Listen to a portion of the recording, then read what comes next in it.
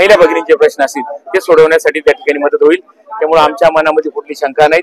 निश्चित या निवडणुकीमध्ये चांगल्या पद्धतीने आमचा शेतकरी वर्ग असेल, कामगार असेल, महिला भगिनी त्या मतदान करतील आणि प्रचंड मताने त्या ठिकाणी निवडून देतील। काल अजितदादांची सभा झाली, आज पंकजाताईंची सभा झाली, याचा प्रभाव कसा पडेल?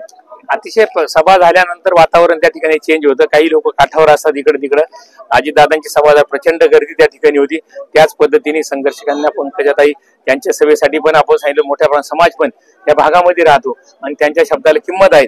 निश्चित त्या सुद्धा मागच्याच वेळेस लोकसभेच्या वेळेस त्यांना सांगितलं होतं की दिलीप काका आम्ही तुमच्या सभेच्या वेळेस सुद्धा येऊ आणि ते आल्यानंतर त्यांनी सर्व समाज बांधवांना सुद्धा आवाहन केलेलं आहे आणि ती चांगल्या पद्धतीने या सभा झाल्यानंतर एक वातावरण निर्मिती होईल। आता सध्या कोणते मुद्दे घेऊन तुम्ही ही निवडणूक पुढे जाणार आहात?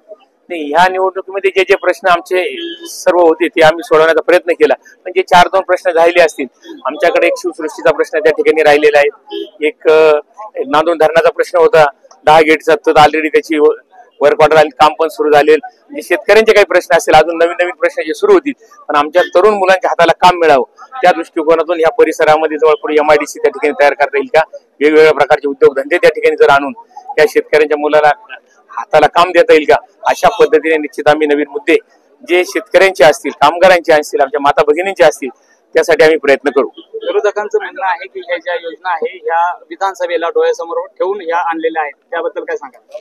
कोणत्याही योजना विधानसभेला डोळ्यासमोर त्या ठिकाणी आणलेल्या नाही। ज्याची गरज होती त्या योजना शासनाने आणलेल्या आहेत, त्या अर्थसंकल्पात तरतूद करून आणलेल्या आहेत। आधी केले मग सांगितल्या उक्तीप्रमाणे ऑलरेडी योजना 7,500 रुपये प्रत्येक महिलेच्या खात्यावर त्या ठिकाणी टाकले।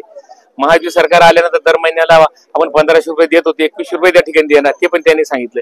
त्याच पद्धतीने वीज बिलाच्या बाबतीतलं जे होतं, जे खूप दिवसापासून शेतकऱ्यांचं वीज बिल त्या ठिकाणी थकीत होतं आणि वीज बिलामुळे शेतकरी अडचण देत होते, त्याची ते सुद्धा एक शेतकऱ्यांना दिलासा देण्याच्या दृष्टिकोनातून सरकारने निर्णय घेतला।